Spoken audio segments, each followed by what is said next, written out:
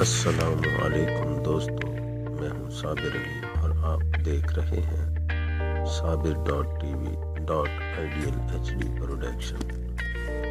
دوستو، آج کی ہماری جو ویڈیو ہسٹری پہ مبنی ہے، آج سے ہم آپ کو مغلوں کے متعلق زیادہ سے زیادہ بتانے کی کوشش کریں گے، کیونکہ ہسٹری زیادہ لمبی ہے، اس لیے جو بات ہماری ریسرچ میں آتی جائے گی ہم آپ تک پہنچاتے جائیں گے۔ تو چلتے ہیں مین ٹاپک کی طرف، مگر اس سے پہلے ہماری آپ سے ایک ادنا گزارش ہے۔ ہم کافی کتاب بینی کرنے کے بعد آپ تک یہ معلومات پہنچا رہے ہیں، اس لیے آپ کی رائے ہمارے لیے بے حد ضروری ہے۔ اگر آپ کو ویڈیو اچھی لگے تو لائک کیجئے، اور اگر اچھی نہ لگے تو ڈس لائک کیجئے، اور نئے آنے والے محترم دوستوں سے گزارش ہے کہ سبسکرائب کرنے کے ساتھ ساتھ گھنٹی کے بٹن کو ضرور پریس کریں تاکہ ہماری نئی آنے والی معلوماتی ویڈیو آپ تک آسانی سے پہنچ سکے۔ شکریہ۔ تو مغل کون تھے اور کہاں سے ابھرے؟ کس مذہب کے پیروکار تھے؟ ان کا ضابطہ اخلاق کیا تھا؟ آخر یہ منگول تھے کون؟ ماسکو سے ہو کر جھیل بیکال پہنچے تو ٹھیک ایک دن کی مسافت کے بعد دریائے اونون آتا ہے۔ جیسے ہی آپ دریائے اونون کو عبور کریں گے، آپ سینٹرل ایشیا میں واقع منگولیا میں داخل ہو جائیں گے۔ یہ ہے مغلوں کا وطن منگولیا۔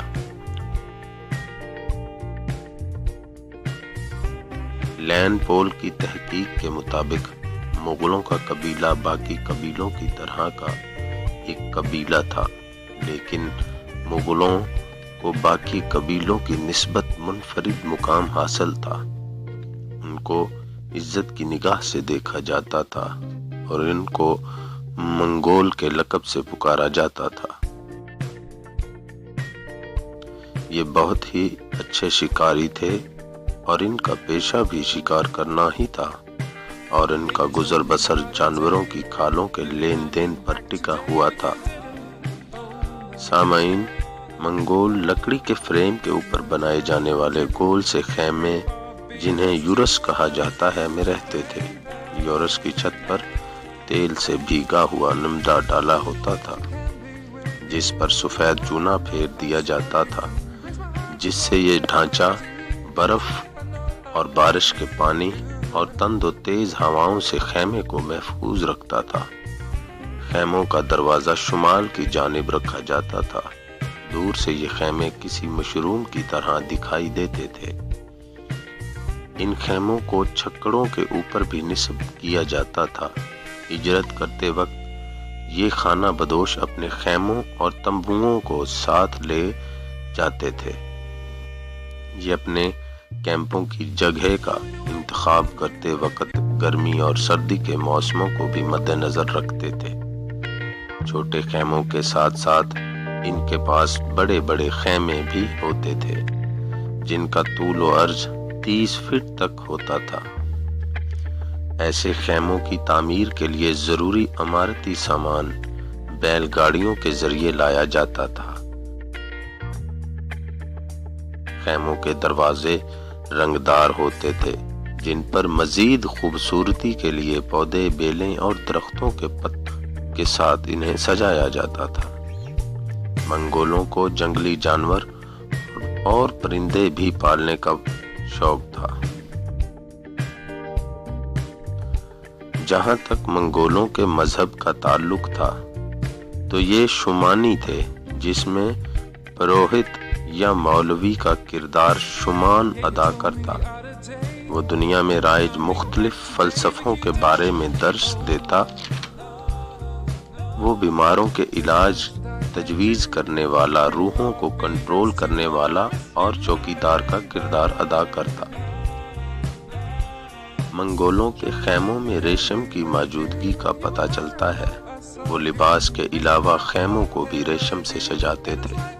ریشم ان کے ہاں ایک قیمتی چیز تصور کیا جاتا تھا۔ اگر منگولوں میں کوئی شخص چوری کرنے کی کوشش کرتا تو اسے ایک ناقابل تلافی جرم تصور کیا جاتا اور اس جرم کی پاداش میں ملزم کو موت کی وادیوں میں پھینک دیا جاتا اور اسے پھانسی کی سزا دے دی جاتی۔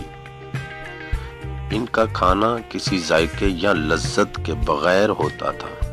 ہر وہ چیز جو کھائی جا سکے وہ کھا لیتے تھے۔ حرام اور حلال کی ان میں کوئی تمیز نہ تھی۔ کتے کو بڑی رغبت سے کھایا کرتے تھے۔ بھیڑیے کو کاٹ کر کھایا جاتا تھا۔ لومڑیاں اور گھوڑے ان کے دسترخوان کی زینت تھے۔ جب کبھی کھانے کو کچھ میسر نہ آتا تو یہ انسانی گوشت بھی کھانے سے نہیں چوکتے تھے۔ دلچسپ بات یہ ہے کہ ان کے پاس نہ تو گندم کی روٹی تھی، نہ سبزی اور نہ ہی کھانا پکانے کا تیل تھا، تو صرف گوشت ہی گوشت تھا۔ گوشت بھی وہ مقدار میں اتنا کم کھاتے تھے کہ یہ مقدار ان کی پرمشقت زندگی سے مطابقت نہیں رکھتی تھی۔ کھاتے وقت ان کے ہاتھ گوشت سے جڑی چربی سے بھر جاتے تھے، جنہیں یہ چمڑے کے اپنے بوٹوں سے یا گھاس سے یا جو چیز سامنے آتی اس سے صاف کر لیتے تھے۔ منگولوں کی عادات اطوار اور ان کی خوراک پر بات کرتے ہوئے اگر ان کی کشید کردہ شراب کا ذکر نہ کیا جائے تو بات ادھوری رہ جائے گی۔ منگول گھوڑیوں کے دودھ کو خمید کر کے شراب بناتے تھے۔ پہلے گھونٹ پر وہ زبان پر چبھتی تھی، جب گلے سے نیچے اترتی تو منہ میں باداموں کے دودھ کا سا ذائقہ محسوس ہوتا تھا۔ ان کی بنائی شراب نشہ آور اور پیشاب آور تھی۔ منگولوں کے ہاں ایک دوسری قسم کی شراب بھی تیار کی جاتی تھی۔ اس کا نام کوس موس تھا اور یہ قبیلے کے اعلیٰ طبقے کے لیے تیار کی جاتی تھی اور انہی کے لیے مخصوص تھی، جسے پی کر بہک جانا، بہک کر گل گپاڑا مچانا اور دیسی گٹار کی آواز پر ڈانس کرنا، شور مچانا اور کہکہے لگانا ان کا معمول تھا۔ نشے میں وہ مزید پیتے اور دوسروں کو مقابلے میں پینے کے لیے چیلنج بھی کرتے۔ منگول عورتوں کی جسامت موٹی ہوتی تھی۔ جس عورت کی ناک موٹی ہوتی وہ خوبصورت تصور کی جاتی۔ منگول مرد گھوڑوں کو غیر معمولی اہمیت دیتے تھے۔ وہ ایک دوسرے کے پیچھے بھاگ کر لطف اندوز ہوتے تھے۔ وہ عورتوں کے ساتھ بستر میں جانے کی بجائے گھوڑوں کی پیٹھ پر سواری کرنا پسند کرتے تھے۔ ان کا لباس جانوروں کی کھال سے بنا ہوتا تھا۔ یہ وہ زمانہ تھا جس میں چنگیز خان نے آنکھ کھولی تھی۔ تو دوستو، باقی کی ہسٹری انشاءاللہ اگلی بار اپنی دعاؤں میں یاد رکھیے گا۔ والسلام۔